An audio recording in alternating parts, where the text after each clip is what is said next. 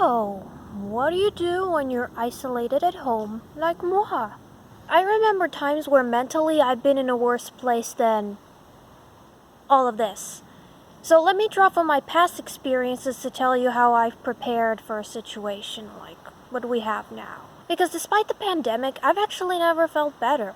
Let me tell you why. Number one, I learned patience. Back when I was in middle school, high school, I didn't really have many friends, and the few close friends that I did have were often too busy for school, for life, extracurriculars, etc. Damn, school kids are way more busy than college kids, I swear. But at the risk of sounding like a hypocrite, I too was very busy, too busy to socialize or do many curriculars myself because I was so busy trying to make ends meet with my math grades. I know, irritating. So I thought, when I get to college, I'll be able to create my own schedule so that I can have a life and have my own friend group. And then I do get to college, and after a year, I don't really find many friends, and I still haven't declared my major, and so I fall into depression. I know what you're thinking. Oh my God, you're so privileged that the biggest problem you have is not declaring your major. Well, I had an identity crisis, so a lot of my disappointments were tied into not finding my major. If you'll excuse my privileged ass here. Yeah, it was rough because I was still trying to find myself and I had pretty low self-esteem in it. But then the next year passes and I get into cross country, I find a tutoring job, what else?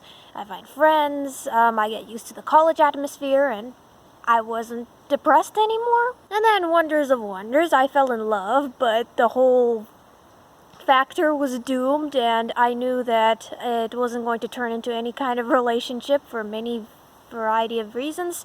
And so I fell into depression again. But time passes and I get a grip on those crazy ass feelings. Then the whole COVID thing happened and that's when I fell into depression again.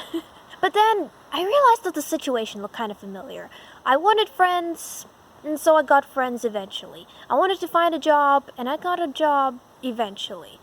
I want COVID to pass, but I know that it's gonna pass eventually. So I guess you can say, long story short, that the only thing that's kind of holding me over right now is just knowing that COVID will go away when it goes away. Anyways, the lesson I learned after all these previous examples was to enjoy the present moment despite the absence of your desires, not waste the present moment desiring what you most want. I want to find a muse to fall in love with, but I realize that my time is best spent in peace and meditation, not centering my entire life around one person when I know they're not going to reciprocate in any way. And during quarantine, wonders of wonders, I realized how much I want to go to France, to Europe, but I realized the mindfulness in listening to French music at 2 o'clock in the morning while procrastinating on my document design homework.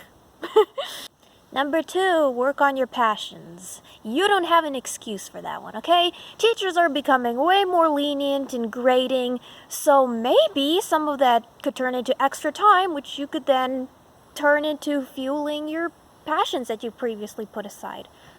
So inarticulate. For instance, let's see, I co-founded an online campus club, I took some courses relevant to my major, what else?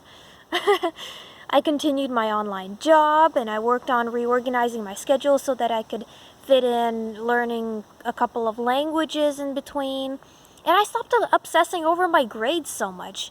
Yeah, grades are important, but if you're not a super excellent student, like an A student, which I'm not, then in the end you just kind of get to know that, do the best you can do, and whatever grade comes will come of it. And now that I'm home during the holidays, it basically just forces me to work on those passions anyways. Number 3, wean off human interaction.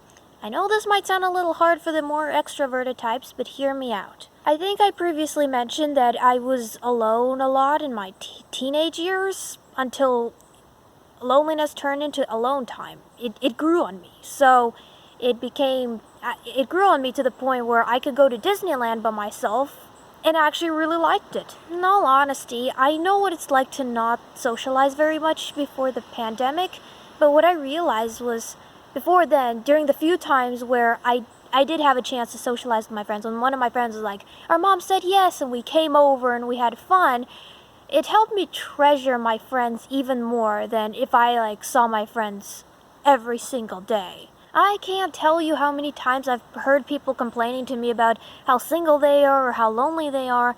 And yes, to a certain extent, these are very valid concerns. Like, loneliness, yeah, but maybe own it to the extent where you give off a vibe that says, I can own my loneliness, I can own being, being independent. And I think if you do that, you'll attract people more organically. I know this sounds like tough love, but nobody likes clingy people, myself included. Why do I say that? Well, because I used to be clingy myself. Final tip, and I'm out of here, okay? Stop saying how difficult this year is. Don't be a victim, okay? Because chances are you aren't. I can cite, so many examples from off the top of my head of well-to-doers on Instagram posting on their Instagram stories how hard it is when the pictures on their feed would prove otherwise. Unless you lost a job, a business, a loved one, or your health, which I completely understand, chances are you are far better off than a substantial amount of people who are suffering from the pandemic and all of its following effects. I'm not saying this because it's easy. It's not. I'm just saying that it's pretty essential to find hope in hard times. And you can find ways to do that in like Viktor Frankl's books or Mark Manson's books. They give you the rundowns on how to cope and, this is what you should expect, but, you can cope. We humans can cope surprisingly well. I highly recommend such books, by the way. They've helped me. They might help you, so that's why I'm relating it to you. That's why I'm relating it to you. So to summarize, be patient because it's gonna get better. Take the initiative to do what you've put off before the pandemic. Take heart in being alone because it might become an advantage one day. And don't be a victim.